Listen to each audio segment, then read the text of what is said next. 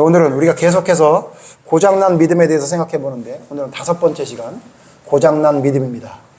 소제목은 고장난 믿음. 어떤 고장난 믿음이냐면 잘못하고 돌이키지 않는 고장난 믿음입니다. 잘못을 하고도 돌이키지 않는 고장난 믿음에 대해서 오늘 생각해 보려고 합니다. 먼저 잘못을 하고도 돌이키지 않는다는 것을 생각해 보려면 잘못이 무엇인지에 대해서 우리 생각해 봐야 됩니다. 여러분, 뭐가 잘못하는 거죠? 어떤 것이 잘못하는 거죠? 오늘 이야기하는 것은 크리스찬으로서, 예수를 믿는 믿음의 사람으로서 잘못하는 것이 무엇인지에 대한 그 기준을 정해야 됩니다. 여러분, 어떤 게 잘못일까요? 법을 어기는 거? 그거 여러분 무조건 잘못이죠. 그건 아무리 정당한 이유가 있어도 법을 어긴다면 그건 잘못된 것입니다. 아니면 도덕적인 거? 도덕적으로 이거는 법으로는 문제가 안 되지만 도덕적으로 좀 문제가 있는 것 같다라고 하는 것. 여러분, 그거 문제죠. 근데 제가 말씀드리는 건 도덕적이나 법으로 문제되는 걸 이야기하는 게 아닙니다. 왜냐하면 그것은 당연히 여러분 믿음의 사람으로서 하지 말아야 될 부분이죠. 근데 우리에게 잘못이라는 기준은 어떤 기준이냐면 성경이 엄격한 기준을 말하고 있습니다. 제가 이 말씀을 오늘 드리는 이유는 특별히 크리스찬이라고 말을 하는, 기독교인이라고 말하는, 우리뿐만 아니라 기독교인이라고 말하는 사람들이 잘못의 기준이 잘못되어 있는 것들을 발견하게 돼요. 그러니까 이 정도는 잘못이라고 얘기할 수 없는데, 심지어 제가 뭐라고 얘기를 하면 이제 신학교에서 후배가 이런 얘기를 해요. 선배님, 그런 것까지 잘못이라고 그러면 어떻게 삽니까? 그걸 어떻게 살아요? 너무 힘들어서 그걸 어떻게 삽니까? 이렇게 말하는 걸 제가 들을 정도로 잘못에 대한 기준을 세상 사람과 똑같은 기준을 갖고 살아가는 것 같은 생각이 들어요. 그러니까 좀 전에 말한 대로 법을 어긴다는 거, 아니면 도덕적으로 좀 잘못된 것만 안 하면 그건 잘못이 아니다라고 생각하는데, 아닙니다. 여러분, 성경에 하나님은 우리에게 무엇이 잘못인지를 성경에 분명히 말하고 있는데, 그 기준이 뭐냐면요, 하나님의 기준입니다. 그렇죠? 근데 하나님의 기준을 알 수 있는 성경 구절이 있습니다. 그 성경 먼저 읽고선 제가 설명해 드릴게요. 고린도전서 8장 13절 보겠습니다. 고린도전서 8장 13절. 고린도전서 8장 13절. 고린도전서 8장 13절에 보면 하나님의 기준이 무엇인지를 알 수 있는 대목이 있습니다. 고린도전서 8장 13절 같이 읽으시죠. 시작. 그러므로 만일 음식이 내 형제를 실족하게 한다면 나는 영원히 고기를 먹지 아니하여 내 형제를 실족하지 않게 하리라. 오늘 이 말씀 내용은 뭐죠? 사도 바울이 고린도 교회에 편지를 쓰는데 뭐에 대해서 쓰는 거냐면 음식에 대한 문제입니다. 음식. 왜냐하면 무엇을 먹어야 되는지 무엇을 먹지 말아야 되는지에 대한 음식에 대한 문제를 이야기하다가 사도 바울이 지금 무슨 얘기한 거냐면, 나는 아무거나 다 먹어도 아무 문제가 없을 정도의 믿음을 가진 사람이다, 이렇게 얘기를 해요. 왜냐하면 당시에 이것을 먹으면 안 된다는 생각을 가진 사람들이 있었기 때문에. 근데 그거 먹어도 상관은 없는데 만약에 그것이 자기 마음에 거리끼면 먹지 마라. 근데 나 같은 사람은 하나님의 어떤 기준이 분명하게 아는 사람이기 때문에 모든 걸 먹어도 된다라고 말을 해요. 그런데 마지막에 뭐라 그러냐면, 그런데 만약 어떤 사람이 내가 고기를 먹는 걸 보고 그 사람이 시험에 빠진다면, 나는 아무 문제 없어. 나는 성경적으로 보나 하나님 앞에서 전혀 부끄러울 게 없어. 아무 문제 없어. 그런데 어떤 사람이 나의 행동을 보고 그것을 오해하든지 아니면 오해가 아니라 할지라도 나 그렇게 하는 게 마음에 상처가 돼요라고 말을 하면, 사도 바울이 뭐라 그러냐면 나는 영원히 고기를 먹지 않겠다 얘기해요. 여러분, 이게 하나님의 기준이에요. 무슨 얘기냐면, 우리는 내가 사람에게 보일 때에 전혀 거리낌이 없이 문제가 없어. 법적으로나 도덕적으로나 아무 문제가 없어. 그러나 만약 어떤 사람이 나에게 당신의 그런 모습이 나에게 상처가 될 것 같아요 라고 말하면, 그게 전혀 문제가 없음에도 불구하고 안 하겠다 그거예요. 안 하겠다. 이게 믿음의 사람의 기준입니다. 여러분과 저를 한번 돌아보시고 주변에 기독교인이라는 사람 한번 돌아보세요. 그 사람들 그렇게 삽니까? 아니에요. 아마 제가 서두에 말했던 것처럼 법적으로만 문제가 안 되면, 좀 더 나아가서 도덕적으로 문제가 안 되면 이거는 문제가 없다 생각하면서 당당한 사람들을 많이 봤을 거예요. 그런데 성경의 사도 바울은 뭐라 하냐면, 나 고기 영원히 안 먹을 수 있다. 그 사람을 위해서라면. 이렇게 말씀하고 있어요. 그러니까 무슨 얘기냐면요. 하나님의 기준은 우리가 생각하는 인간의 기준과 차이가 엄청나게 많이 난다는 이야기예요. 그래서 뭐라고 합니까? 하나님의 기준으로 우리의 삶을 바꾸는 것이 크리스찬이라고 성경은 말하고 있는 것 같아요. 제가 이제 어려서 이 얘기를 듣고 나서 그래, 내가 남들에게 오해가 된다면 하지 말아야지, 이런 생각을 했어요. 그리고 나서는 제가 결혼을 하면서 이런 다짐을 했습니다. 결혼하면서 그래, 고기를 먹는 게 시험에 든다면 영원히 안 먹는다고 그랬지, 사도 바울이. 그러면 내가 내 아내를 위해서, 저희 아내는 생선 비린내를 지극히 싫어합니다. 심지어 멸치도 안 먹습니다. 왜? 그것도 생선이라서. 그럴 정도로 안 먹는 사람인데, 집에서 생선 비린내가 나는 걸 못 견뎌 하기 때문에 저는 어떻게 결정했냐면, 나는 결정했어. 내 아내를 위해서 우리 집에서는 절대 생선을 먹지 않을 거야. 이런 결정을 했습니다.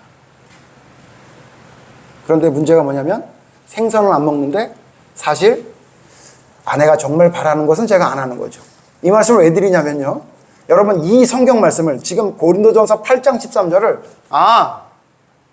고기를 먹지 말라는 거다, 이렇게 이해하면 됩니까? 안 됩니까?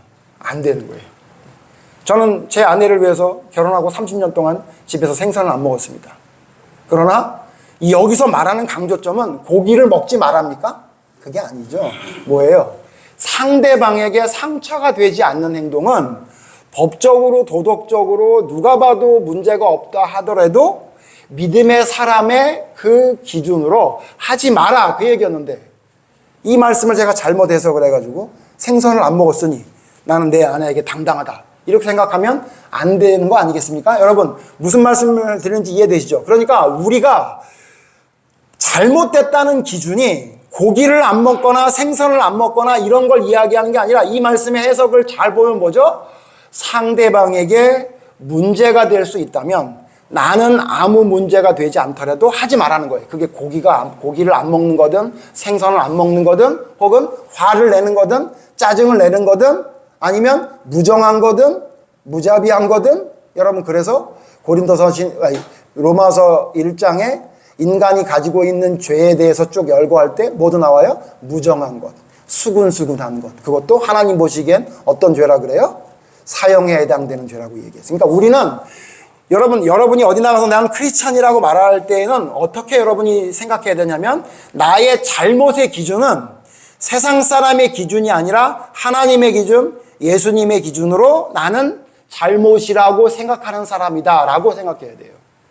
그렇기 때문에 이게 뭐가 잘못이에요? 라는 말을 하지 않습니다. 왜냐하면 그래?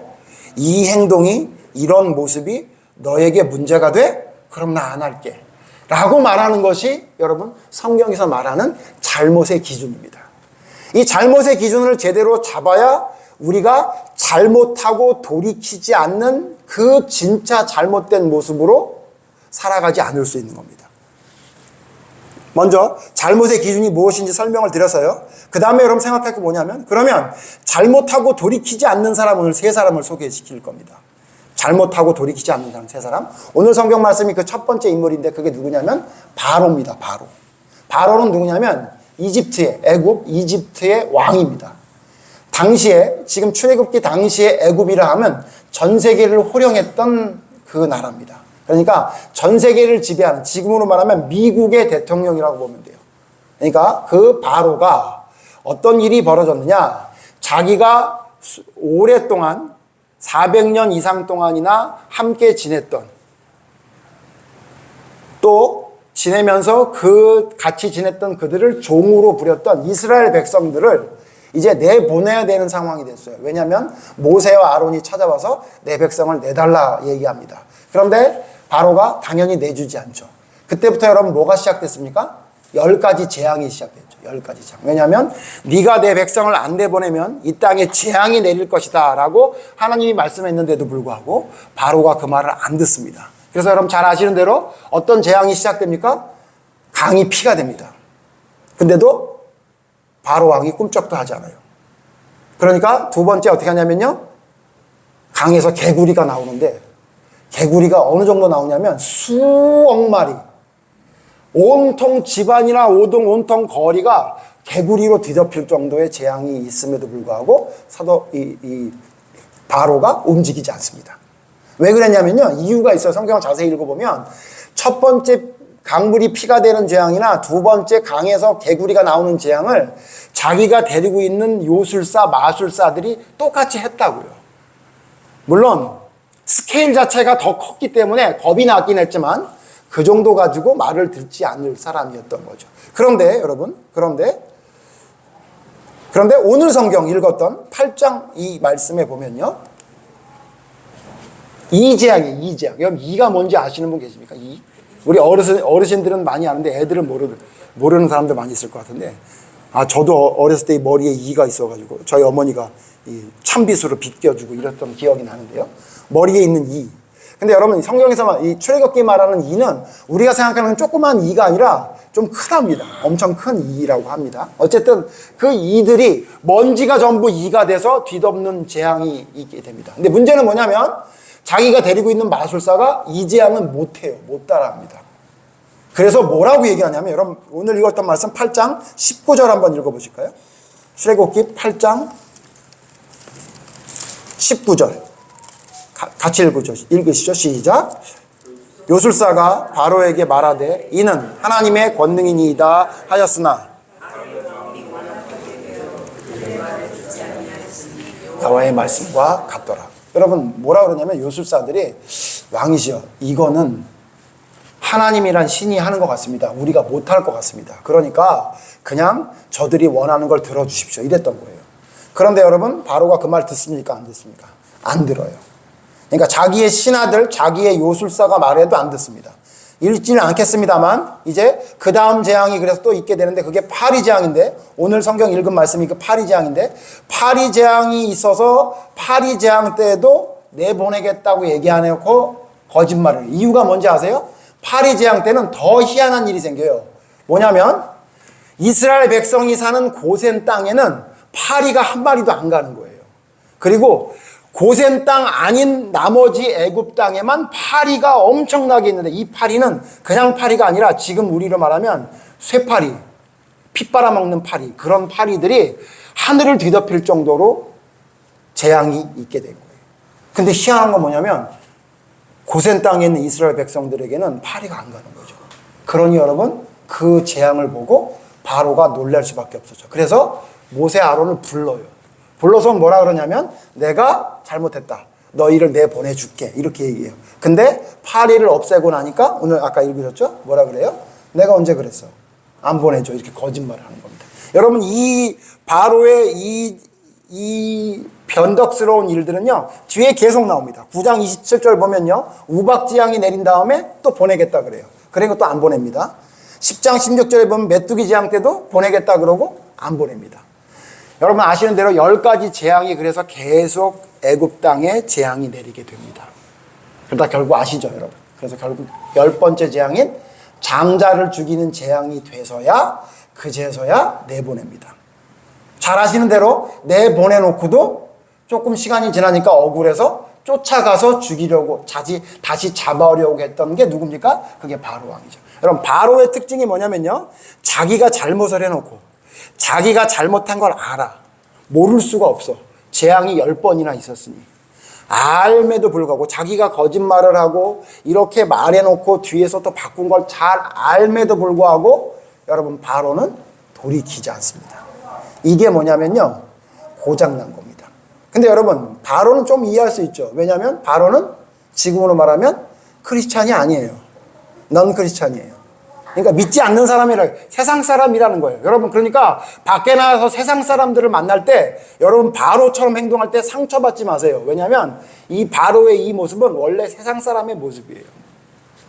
두 번째 인물이에요. 세상 사람은 고장났다. 뭐가 고장나요? 자기가 잘못해두고 돌이키지 않는다. 그렇게 생각해봤어요. 이건 뭐 당연하다. 두 번째는 누구냐면요. 두 번째는 왕은 왕인데 이번엔 누구 왕이냐면 이스라엘의 왕이에요. 이스라엘 왕. 이스라엘 왕 누구냐? 누굴 얘기할 거냐면요. 여러분 잘 아는 이스라엘의 초대왕 다윗 왕이에요. 다윗 왕. 다윗 왕은 어떤 사람이에요? 이스라엘을 통합하는 왕으로 처음 세워진 하나님이 선택한 왕이에요. 그럼 바로 왕과 같은 사람입니까? 아닙니까? 완전히 다른 사람이죠. 이는 누구냐면 매일 하나님께 제사 드리면서 지금으로 말하면 예수님을 믿는, 하나님을 믿는 크리스찬이에요. 근데 여러분 잘 아시죠? 사울왕이 어떻게 합니까? 왕이 된 다음에 시간이 점점 지나면서 어떻게 돼요? 고장납니다. 뭐가 고장이 나죠? 말하는 대로 안 듣습니다. 하나님이 말씀하시는 게 있어도 안 들어요. 잘 아는 대로 여러분 사무엘상 13장에 보면 자기가 하면 안 되는 일을 하죠. 뭘 하죠? 자기가 제사를 드립니다. 그래서 하나님 뭐라 그러냐면 사무엘 선지자를 통해 당신이 망령되이 행동했으니, 당신이 하지 말아야 될 망령된 행동을 했으니 이제 당신의 왕권이 길게 되지 않고 다른 사람에게 넘어갈 것입니다. 이렇게 사무엘 선지자를 통해 경고를 해요. 근데 여러분 그 경고를 듣고 들어요, 안 들어요? 안 들어요. 그 다음에 15장 보면요, 아말렉과의 전쟁이 나오는데 여러분 잘 아시는 대로 아말렉과의 전쟁하면 어떻게 하라 그랬어요? 몽땅 다 죽이라고 했는데 그 말 듣습니까, 안 듣습니까? 안 들어요. 살찐 짐승들은 사로잡아 오고 심지어 그 아말렉의 왕 아각 왕을 살려서 데리고 오는 일을 하죠. 그때 여러분 사무엘 선지자가 뭐라고 얘기해요? 그 유명한 말이죠. 하나님이 번제보다 하나님의 말을 청종하는 것을, 순종보다는 제사요, 수장의 기름보다는, 제사보다는 순종이요. 거꾸로. 여러분 가만히 있으면 어떻게 해요? 제사보다는 순종이요, 수장의 기름보다는 듣는 것이 하나님이 더 기뻐한다고 책망했던 것이 사무엘 선지자고, 그 말을 들었던 게 사울왕이죠. 근데 여러분 그 말 듣고 사울왕이 정신 차립니까, 안 차립니까? 안 차려요. 심지어 다윗이 2번이나 살려줬는데도 불구하고 안 듣죠. 그리고 마지막에 사무엘상 28장에 보면 사울왕이 가다가다 누구까지 찾아갑니까? 엔돌의 무당을 찾아가서 무당에게 자기의 미래를 물어보는 사람이 됐습니다. 고장났죠. 뭐가 고장났죠? 자기가 잘못했다는 걸 사무엘 선지자가 얘기해 줘도, 심지어 다윗이 자기를 2번 살려줘도 자기의 잘못을 돌이킬 생각을 안 하고 이제 어떻게 돼요? 바로 왕의 뒤를 따라간 거예요. 누구에게 물어봐요? 무당에게 물어보는 사람이 돼버렸어요. 이 얘기는 무슨 얘기냐면요, 믿음의 사람이라 할지라도, 심지어 믿음의 사람으로서 왕이 된 사람도 고장난 믿음이 계속되다 보니까 누가 된다? 바로 왕처럼 된다. 그걸 말해준 거예요. 한 사람 더 소개하면요, 이 사람은 누구냐면, 이 사람도 왕인데 오늘 세 사람 왕 소개하는 건데요, 누구냐면 아사왕입니다. 아사왕. 역대하에 보면 아사왕에 대한 이야기가 열왕기서에 나오게 되는데요, 여러분 아사왕은 누군지 아십니까? 아사왕은요, 북이스라엘과 남유다로 이스라엘이 둘로 나뉘었을 때 남유다의 왕이에요. 근데 남유다의 왕 중에 탑3 안에 드는, 탑5 안에 드는 훌륭한 왕이에요. 아사왕은 어떤 사람이냐면요, 보통 사람 아닙니다. 하나님이 싫어하는 거 다 전부 제거합니다. 심지어 자기 할머니가 자기 친할머니임에도 불구하고 할머니가 우상을 섬기는 것을 그냥 두지 않고 할머니를 폐위시킵니다. 그럴 정도로 대단했던 왕이에요.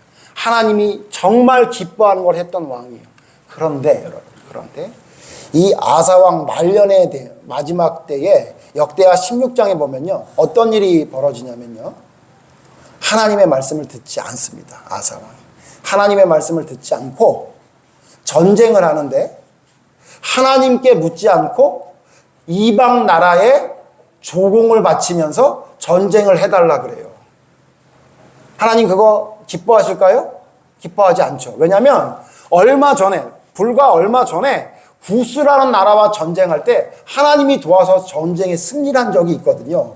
그러면 또다시 하나님께 물어야 되는데 아사왕이 이상해져가지고 돈 주고 이방 나라 사람들을 사가지고 와가지고 전쟁에 이겼단 말이에요. 하나님이 그 이기고 돌아온 아사왕에게 선지자 하나니를 보냅니다. 그리고 뭐라 그래요? 왜 하나님을 의지하지 않냐고 혼냅니다. 그럼 여러분, 지금까지 봤던 아사왕의 그 모습이라면 아사왕이 어떻게 해야 돼요? 잘못했습니다. 내가 옛날에 하나님 말씀 잘 들었었는데 정신을 못 차렸네요. 이렇게 얘기해야 되는데, 여러분 아사왕이 어떻게 하는지 아십니까? 화가 나서 자기에게 뭐라고 얘기했던 하나니 선지자를 옥에 가둬요. 그리고 백성들 중에 몇 사람이 왕이시여 그런 일을 하면 안 되지요, 아마 이랬나 봐요. 그러니까 그 백성들을 때립니다. 누가 했냐면 이게 아사왕이 그러더라고요. 그러더니 시간이 좀 더 지나서 아사왕의 발에 병이 나는데, 어떤 병인지는 모르겠지만 발에 병이 났는데, 아사왕이 병이 났음에도 불구하고 하나님을 찾지 않고 누구만 찾았다고 성경에 나옵니까? 의원만 찾았더라, 이렇게 나와요. 물론 아사왕이 앞에서 말했던 바로왕이나 사울왕의 뒤를 따라 지옥 가지 않았을 것 같긴 합니다. 그러나 여러분, 이 말씀을 통해 뭘 알 수 있냐면, 아사왕처럼 하나님 앞에 마음이 합한 칭찬받는 사람도 시간이 지나면 어떻게 할 수 있다고요? 자기의 잘못을 돌이키지 않을 수 있다는 것을 성경을 통해 말하고 있는 겁니다. 여러분, 그래서 성경에 있는 왕들을 공부하다 보면요, 하나님이 왜 다윗 그랬는지를 알 수 있어요. 다윗은 여러분 잘 아는 대로 큰 죄를 저지른 사람이에요. 사울왕에 비교하면 지금 지금 우리가 살고 있는 형법으로 보면요, 사울왕은 그거는 어디 구속도 안 돼요. 근데 여러분, 다윗왕은 당장 구속이에요. 구속영장 발부예요. 그냥 그럴 정도로 큰 죄를 저질렀거든요. 그런데도 불구하고 왜 하나님이 다윗 그랬는지 아세요? 다윗은 돌이키는 거에 100점짜리예요. 잘못하면 바로 돌이킵니다. 절대로 사울왕처럼 변명하지 않아요. 절대로 아사왕처럼 자기 감정에 취해 있지 않아요. 돌이킵니다.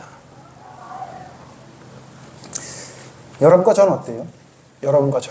여러분 어때요? 잘못하면 잘 돌이킵니까? 아까 처음 말씀드렸던 걸로 돌아봅시다. 여기 잘못이라는 기준이 무슨 잘못이라고요? 내 친구가 말하는 기준 아니고, 예? 우리 며느리들은 그 며느리들이 말하는 기준이 아니고, 사위들은 사위들이 말하는 기준이 아니고, 무슨 기준? 하나님의 기준이에요. 하나님의 기준. 아, 내가 시어머니한테 이 정도면 잘하는 거 아니야? 시댁에게? 아니, 사위로서 이 정도면 내가 잘하는 거 아니야? 그거는 세상 사람들이 말하는 기준이고, 그건 바로의 기준이고, 우리는 무슨 기준이에요? 하나님의 기준으로. 여러분, 하나님의 기준으로 잘못하고 있어요? 잘하고 있어요? 어디? 잘하고 있다고 당당하게 말할 수 있는 사람은 한번 손 들어보십시오. 저도 저희 장모님한테 사랑받는, 우리 장모님이 사위 중에 1등 사위라고, 아니, 순위를 굳이 매기자면 제일 좋아하는 사위라고 하는 사람인데, 제가 생각해보면 제가 장모님한테 잘할 것 같아요? 못할 것 같아요? 잘 못합니다. 또 저희 어머니가 우리 아들 하는 아들이 셋이, 지금은 둘이군요. 예. 둘밖에 없는 아들 중에 최고로 제가 좋은 아들이라고 해도 제가 어머니한테 잘할 것 같아요? 못할 것 같아요? 하나님의 기준으로 말이에요. 하나님의 기준으로. 어림도 없죠. 그럼 여러분, 우리가 잘못을 한단 말입니다. 하나님의 기준으로 잘못한단 말입니다. 그럼 어떻게 하면 돼요? 돌이키면 돼요. 여러분, 돌이켜요? 안 돌이켜요? 안 돌이키죠, 잘. 왜 안 돌이킬까요? 왜 안 돌이키냐면, 아까 서두에 말한 대로 우리가 하나님의 기준으로 잘못됐다고 생각을 해야 되는데, 내가 잘못됐다는 얘기를 들으면 자꾸 어떻게 하냐면 세상의 기준으로 날 봐요. 하나님의 기준으로 보면 잘못한 게 분명한데 세상의 기준으로 보면 이 정도만 해도 괜찮거든. 그러니까 안 돌이키는 거예요. 왜 우리가 안 돌이키는지 아세요? 우리가 자꾸 하나님의 기준으로 나를 보는 그 습관이나 삶이 돼야 되는데, 자꾸 세상의 기준으로 나를 자꾸 바라보니까 내가 괜찮은 것처럼 생각이 되는 겁니다. 사도 바울 뭐라고 얘기했다고요? 나 이거 먹는 거 아무 문제 없다는 거예요. 그러나 만약에 누군가가 나한테 그게 문제가 있다고 하면 안 할게. 그게 여러분, 하나님이 말씀하시는, 하나님이 칭찬받는, 하나님이 사랑한다고 이야기했던 그 하나님의 사람의 모습, 그 믿음이라는 것을 여러분이 기억해야 됩니다. 우리가 돌이키지 않는 이유는요, 바로 그거예요. 기준이 잘못돼서예요. 그리고 이제 여러분, 마지막으로 우리가 돌이키지 않는 이유를 제가 2가지만 더 말씀을 드릴 텐데, 여러분, 하나님의 기준으로 선택을 됐다면 그럼에도 불구하고 여러분이 돌이키지 않는 이유가 있어요. 아니, 목사님, 저는 하나님의 기준으로 살으려고 노력하는 사람입니다. 물론 하나님의 뜻대로 100% 순종하지 못해도 하나님의 기준으로 살지 세상의 기준으로 절 보진 않아요 라고 여러분 하신다 그래도 여러분이 잘 돌이키지 않는 이유를 제가 한 2가지 정도만 소개해드리고 여러분 생각해보고 마치려고 합니다. 여러분이 하나님의 기준이 나의 삶의 기준이라는 걸 알면에도 불구하고 여러분이 돌이키지 않는 이유가 있는데 뭐냐면요. 그게 첫 번째 이유가 뭐냐면요. 여러분 기분, 자존심이 하나님의 기준보다 앞서기 때문에 그래요. 제가 자주 말씀드립니다. 여러분 기분이나 자존심이 하나님의 기준보다 앞섭니까? 아니면 하나님의 기준이 여러분의 자존심을 누릅니까? 잘 생각해 보세요. 여러분 하나님의 기준보다 여러분의 기분이 먼저죠. 그럴 때가 많죠. 여러분 그러기 때문에 내가 잘못하고 돌이키는 게 잘 안 되는 겁니다. 그게 고장난 겁니다. 제가 자주 말씀드리지만 이 시대의 가장 큰 우상은 자존심입니다. 이 시대의 가장 큰 우상은 여러분 기분입니다. 여러분 기분. 여러분 기분이 뭡니까? 여러분 자존심이 뭡니까? 중요하죠.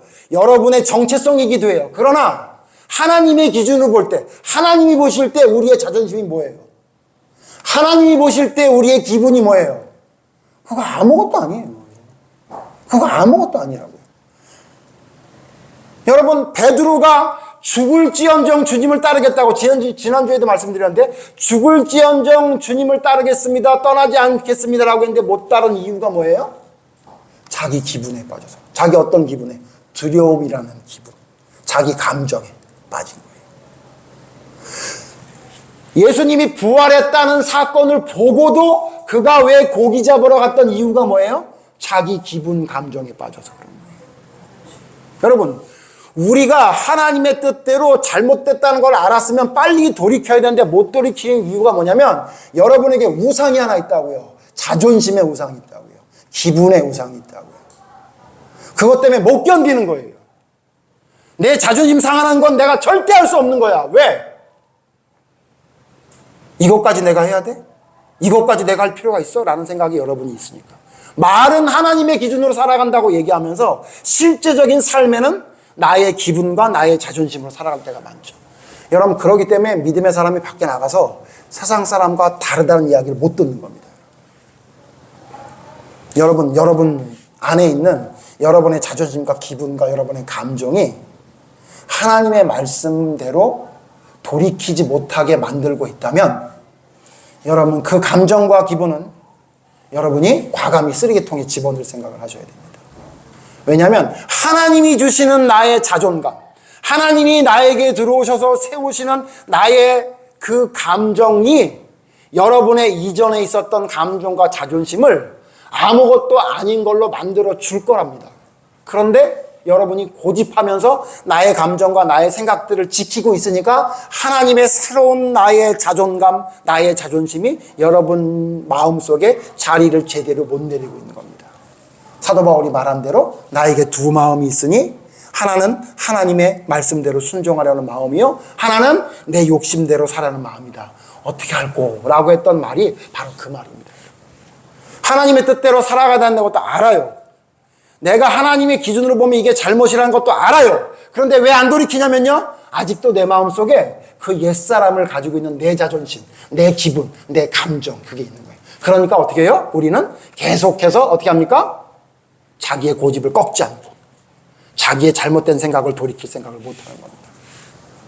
두 번째 여러분 우리가 왜 하나님의 기준을 잘 알고 하나님의 뜻대로 돌이켜야 됨에도 불구하고 돌이키지 못하냐면요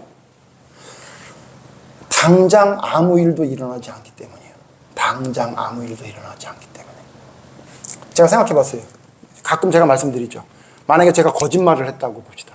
여러분 제가 거짓말하는 거 여러분 알 수 있을까요? 모를까요? 여러분 잘 모르실 거예요. 아마 제가 거짓말하는 걸 제일 잘 알 사람은 이제는 제 아내가 됐습니다. 제 눈빛만 봐도 또 거짓말 하려고 그러지. 또 쓸데없는 말 하려고 그러지. 그러더라고요. 오래 살다 보니까 그렇게 됐단 말이에요. 그래도 제 아내를 제가 속이는 게 있을까요? 없을까요? 있습니다, 여러분. 있어요. 작은 거 하나라도 속이는 게 있단 말이에요. 오늘 예배 끝나고 제가 고백하겠습니다. 속이는 거. 네. 근데 여러분, 제가 만약 제 아내에게 거짓말을 했는데 거짓말을 하자마자 엘리베이터를 타고 내려가는데 엘리베이터가 멈췄다고 가정을 해봅시다. 처음에는 뭐 그냥 고장인가 그럴 수 있어요. 근데 희한하게 아내한테 거짓말을 할 때마다 엘리베이터에 갇혀.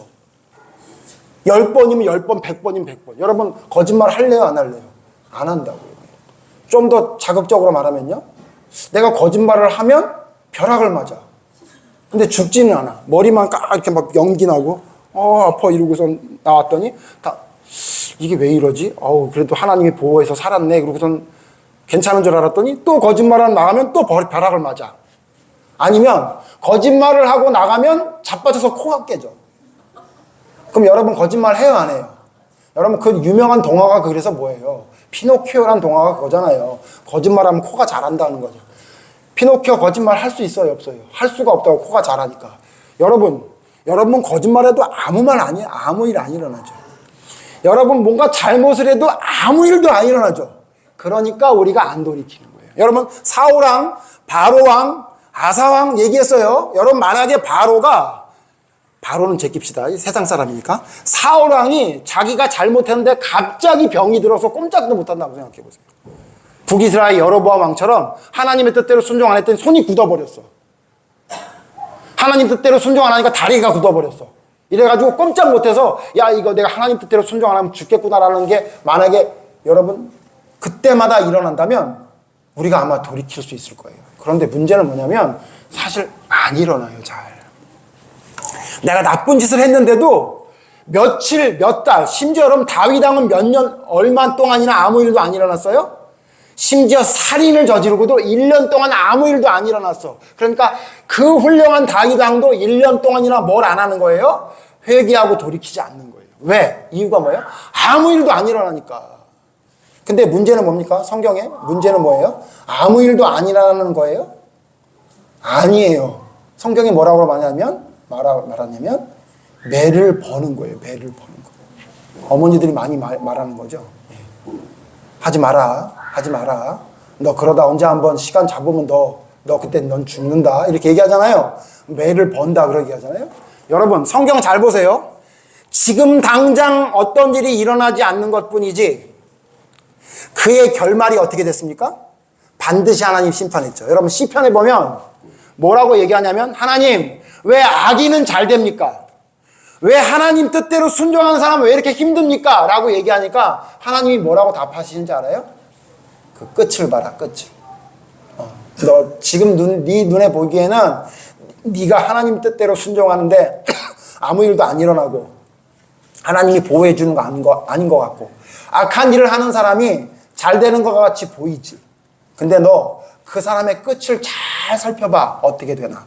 어떻게 된다는 거예요? 결국은 하나님이 망하게 하신다는 것을 보여준다고 성경이 말하고 있어요. 여러분 지금 당장 아무 일도 안 일어난다고 여러분 착각하면 안 돼요. 내가 거짓을 행하고 가식을 외식을 하고 잘못을 했음에도 불구하고 아무 일도 안 일어나는구나. 그러니까 이대로 살아도 되겠다라고 생각을 한다면 여러분 이미 그 사람은 성경에서 말하는 크리스찬은 아닙니다. 우리는 기준이 어떤 사람이냐면 하나님의 기준으로 나의 기준으로 삼는 사람이에요. 그래서 항상 나의 삶을 그 기준으로 돌아보는 겁니다. 그래서 이게 아무 문제 없지만 하나님이 보시기에 문제가 있다면 돌이키는 겁니다. 빨리 돌이키는 겁니다. 왜냐하면 하나님은 그 이전에 어떤 죄를 저질렀더라도 다윗을 이야기한 이유가 뭐예요? 살인, 간음을 해도 네가 진심으로만 나에게 와서 회개한다면 내가 너 없는 것처럼 해줄게 라고 했던 게 하나님이시잖아요. 그러므로 여러분 우리가 진짜 하나님 앞에 올바른 믿음이라면 나의 잘못을 돌이키는 사람이어야 해요. 어떤 사람 만나면 그래요? 이게 뭐가 문제라고. 제가요 나이가 점점 들어가다 보니까 점점 무슨 생각이 드냐면 저도 이제 나이가 좀 먹어가고 있잖아요. 나이가 들수록 문제가 뭔지 아십니까? 나이가 들수록 고집이 세집니다. 고집이 세져. 여러분 이게 이상한 겁니다. 여러분 이런 걸 당연하다고 생각하시면 안 돼요. 이런 얘기 하시죠. 아이고 야 부모님 고집 못 꺾어. 야 그분이 평생 그렇게 살아오셨는데 그걸 네가 왜 꺾으려고 그러니. 여러분 이게 일리가 있는 말이에요. 근데 여러분 성경적으로 보면 이 얘기가 이해가 안 되는 말이죠. 제가 얘기해 볼게요. 여러분 만약에 제가 라면을 끓이는 사람이라고 가정해봅시다. 라면을 끓이는. 제가 예전에 라면 장사 했거든요. 제가 계산해 보니까 제가 라면 한 30만 개 이상은 끓여본 것 같아요. 30만 개. 제가 오래 했으니까요. 처음 라면 끓일 때는 막 엉터리였어요. 막 라면도 맛이 없고 막 끓이다가 막 없기도 하고 엉망진창이었어요. 근데 여러분, 제가 한 30만 개 정도 끓였을 때 만약에 제가 라면을 끓여준다고 그랬는데 막 물을 제대로 조절을 못하고 막 뒤집어 엎고 막 라면도 하나 제대로 막 덜지도 못해. 그럼 여러분 저한테 뭐라고 그러실래요? 아니 목사님 라면을 30만 개 끓여봤대 놓고서는 저보다 못하시는데요? 그러고 여러분 좀 웃을 거 아니에요? 그 믿어도 돼요? 이렇게 여러분 생각하지 않을 거예요. 생각하실 거죠. 그게 정상이죠.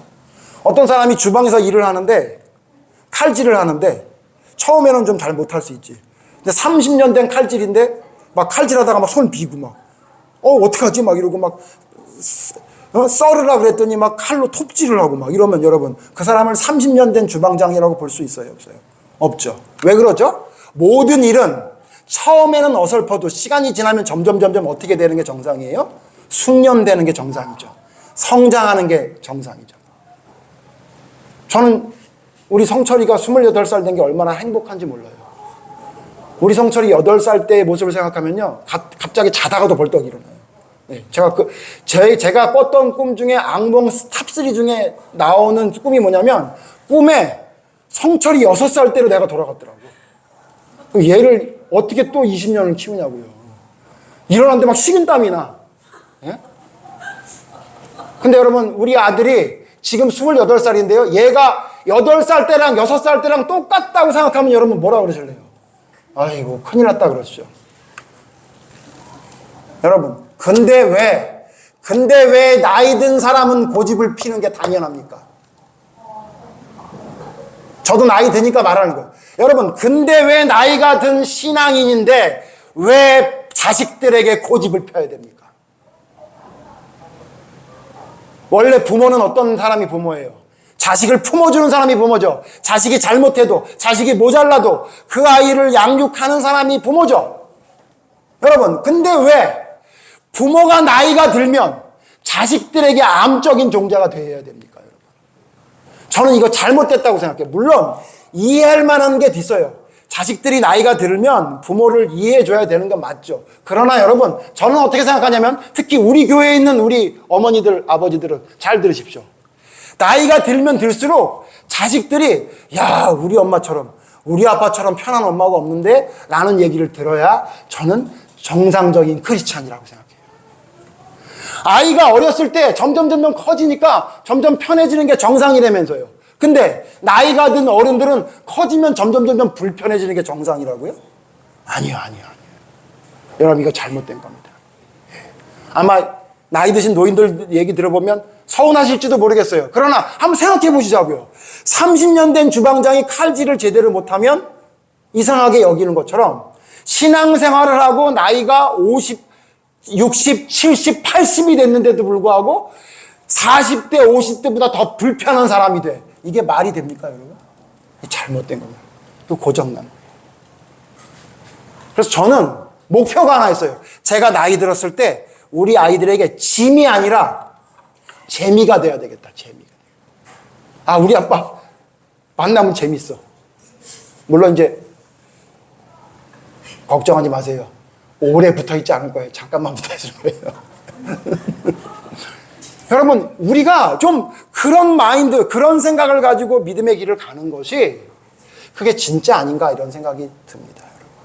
시간이 지나면 좀 더 성숙해지고 좀 더 넓어지고 좀 더 깊어지고 좀 더 하나님 앞에 성숙한 사람이 되는 게 그게 진짜 크리스찬이라면 나이가 들면 들수록 잘못을 돌이키는 건 빨라져야 됩니다. 맞죠? 예? 자기가 뭔가 문제가 있는 걸 바로잡는 게 더 빨라져야지. 에이, 나이가 많이 들었는데 그분 고집 못 꺾고. 왜 못 꺾습니까, 여러분? 왜 그런 고집을 가지고 있습니까? 물론 합당한 고집이라면 있어야죠. 믿음의 고집은 버리면 안 됩니다. 그러나 주변 사람이 힘들다면 그까지 고집 못 버려요. 내 자식을 위한 건데 하나님을 믿는 사람인데 그런 마음을 가지고 잘못을 돌이킬 수 있는 믿음의 사람이 되는 것이 진짜 성경에서 말하는 믿음인 것 같습니다. 여러분 믿음이 고장났는지 한번 돌아보십시오. 혹시라도 고장이 났다면 여러분 지금부터 고치면 됩니다. 여러분 지금부터. 하나님은 이전에 어떻게 됐는지 하나도 안 보신답니다. 얼마나 좋은 하나님이에요. 여러분 다른 신 가보세요. 벌써 저 같은 사람은 파리로 태어나야 돼요. 이전에 있는 죄 그거 다 업고 가야 돼요, 여러분. 근데 우리 하나님은 어떤 하나님이래요? 이전에 있던 거 하나도 기억하지 않겠대요. 어떻게 하면? 지금 네가 회개하고 돌이키면. 그러면 새로운 삶을 열어주시겠다고 하나님이 약속하셨으니 여러분 우리 믿음 고장 났습니까? 지금 고치면 됩니다, 여러분. 사울왕처럼 고집 피지 말고 아사왕처럼 고집 피지 말고 바꾸면 돼요. 그래서 저와 여러분은 잘못을 돌이키는 데에는 1등. 하나님 앞에 올바로 서는 거에 1등인 고장나지 않은, 야 진짜 크리스천이다, 저 사람이야말로 진짜 믿음의 사람 아니냐라는 이야기를 들을 수 있는 고장나지 않은 성숙한 믿음의 사람으로 될 수 있도록 여러분 잘못을 빨리 돌이킬 수 있는, 하나님의 기준으로 잘못이 무엇인지를 깨달아 그 기준대로 돌이킬 수 있는 진정한 믿음의 사람. 오늘 성경 읽은 바로가 아니라 사울왕도 아니고 아사왕 정도가 아니라 사도 바울 정도로, 야, 그 멋진 믿음의 크리스찬으로 살아갈 수 있는 여러분과 제가 됐으면 좋겠습니다. 기도하겠습니다. 하나님 감사합니다. 우리의 믿음이 고장났는지 살펴봅니다. 하나님, 세상의 기준으로나 내 기준으로 보면 아마 우리는 아무것도 고장났지 않았다고 이야기할 것 같습니다. 그러나 하나님, 하나님의 말씀으로 기준으로 보니 우리가 왜 이렇게 고장난 게 많이 있는지 모르겠습니다. 고치고 또 고쳐도 고칠 것 투성이인 것이 우리의 모습이 아닌가 생각됩니다. 그러나 다행인 것은 하나님은 우리가 아무리 고장이 났더라도 돌이켜 하나님을 바라보면 용서해 주시고 이전의 모든 것을 없는 것처럼 여겨주신다고 하셨사오니, 하나님 우리의 믿음의 시간이 점점 더해질수록 우리의 믿음이 성장하고 성숙하기를 바랍니다. 퇴보하는 믿음이 되지 않게 해주시옵소서. 처음에는 하나님의 사람이었으나 마지막에는 하나님께 버림받은 사람이 되는 것이 아니라 시간이 지나면서 점점 더 깊은 믿음의 삶을 살아가는 저희가 되기를 간절히 바라오니, 하나님 부족한 저희들과 함께 해주셔서 우리의 고장난 믿음을 바로 세울 수 있는 용기와 힘을 허락해 주셔서 하나님과 사람이 보기에 칭찬받는 믿음의 사람으로 서는 저희가 될 수 있도록 하나님 이끌어 주시옵소서. 바로 세울 수 있도록 성령님이 힘과 용기를 허락해 주시기를 간절히 바라오며 예수님 이름으로 기도드립니다. 아멘.